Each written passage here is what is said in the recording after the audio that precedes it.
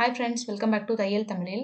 இந்த வீடியோவில் நம்ம வந்து ஒரு neckline embroidery stitch magic machine வச்சு எப்படி போடுறது அப்படின்றது தான் பார்க்க போகிறோம்.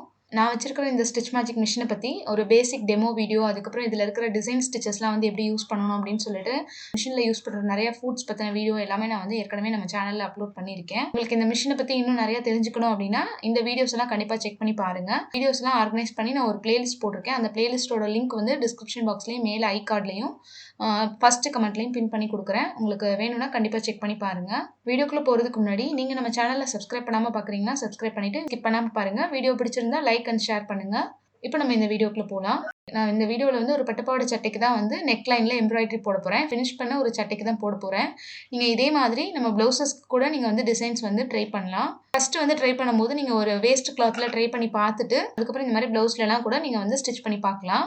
நான் வந்து இந்த நெக்லைனில் டிசைன் போடுறதுக்கு வந்து மேலே வந்து அப்பர் த்ரெட் வந்து golden colour zari thread use பண்ணியிருக்கேன். பாபினில் வந்து பார்த்தீங்கன்னா நார்மலாக தைக்கிறதுக்கு யூஸ் பண்ணுவோம்ல அந்த த்ரெட்டு தான் இந்த ப்ளவுஸ் கலரில் பிங்க் கலரில் நான் எடுத்திருக்கேன். இப்போ நம்ம என்ன ஸ்டிச் செலக்ட் பண்ணுறோம் அப்படின்றதெல்லாம் நம்ம வந்து பார்க்கலாம். நான் யூஸ் பண்ணுறது வந்து UshaJanome ஸ்டிச் மேஜிக் மிஷின். இந்த மிஷினோட செட்டிங்ஸ் நான் சொல்கிறேன். இதில் த்ரெட் டென்ஷன் வந்து இந்த இடத்துல இருக்குது. நம்ம மேலே ஜரி த்ரெட் யூஸ் பண்ணுறதுனால நான் த்ரெட் டென்ஷன் 2 வச்சுருக்கேன். நீங்கள் இதே மாதிரி ஜரி த்ரெட் தான் யூஸ் பண்ணணும்னு இல்லை, நார்மல் நம்ம மிஷின் நூல்கண்டு வச்சே கூட நீங்கள் ஸ்டிச் பண்ணலாம். அந்த மாதிரி நீங்கள் ஸ்டிச் பண்ணுறீங்கன்னா த்ரெட் டென்ஷன் வந்து 3 வச்சுக்கோங்க. அதுக்கப்புறம் இந்த டிசைன் செலக்டரில் நான் வந்து கே செலக்ட் பண்ணிக்கிறேன். அந்த டிசைன் தான் நான் வந்து போட போகிறேன்.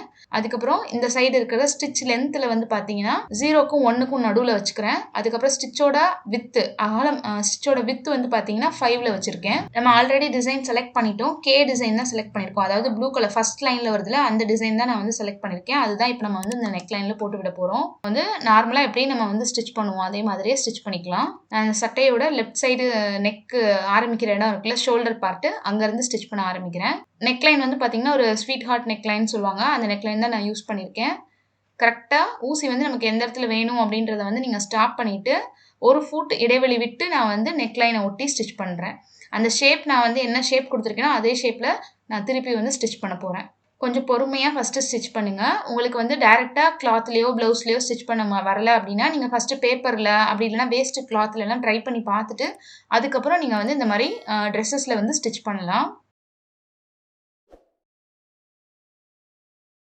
நம்ம வந்து இது ஃபினிஷ் பண்ண ப்ளவுஸ் அப்படின்றதுனால நெக் வந்து நமக்கு வந்து ஸ்டிஃபாக தான் இருக்கும். நீங்கள் வெறுமனே எம்டி கிளாத்தில் பண்ணும்போது கொஞ்சம் உங்களுக்கு கிளாத் வந்து சுருங்குற மாதிரி இருக்கும்.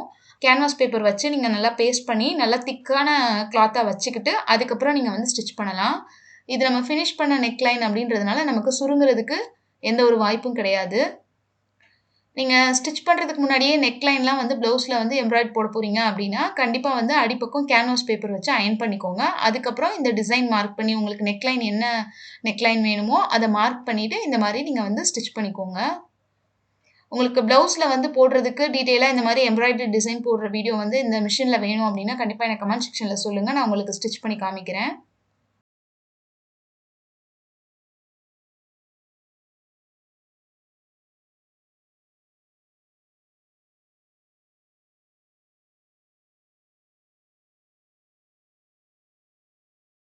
இது வந்து சிம்பிளான ஒரு நெக்லைன்.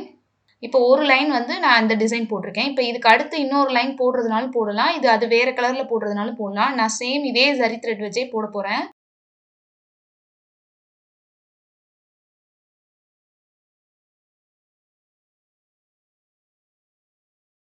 இப்போ அடுத்த டிசைன் செலக்ட் பண்ணுறதுக்கு அதே மாதிரி தான் த்ரெட் டென்ஷன் 2 வச்சுருக்கேன். செலக்டரில் வந்து எல் செலக்ட் பண்ணிக்க போகிறேன். டிசைன் செலக்டரில் எல் செலக்ட் பண்ணியிருக்கேன்.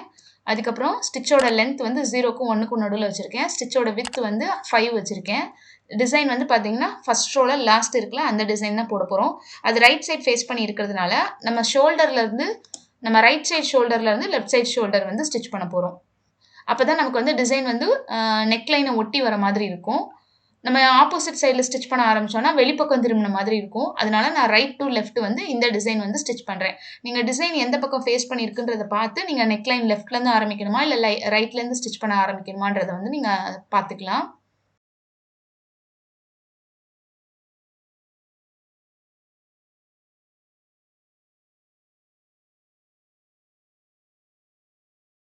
கரெக்டாக சென்டர் வந்தோடனே கரெக்டாக ஊசியை உள்ளே நிப்பாட்டிக்கோங்க.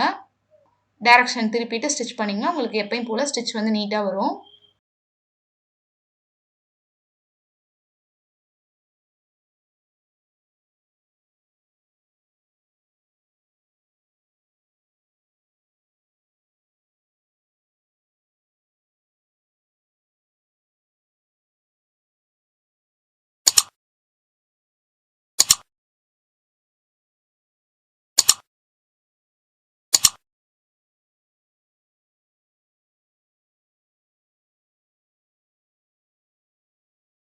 இப்போ முடிச்சதுக்கப்புறம் பார்த்தீங்கன்னா உங்களுக்கு இந்த மாதிரி இருக்கும். இது மாதிரி நீங்கள் எத்தனை லைன்னாலும் போட்டுக்கலாம்.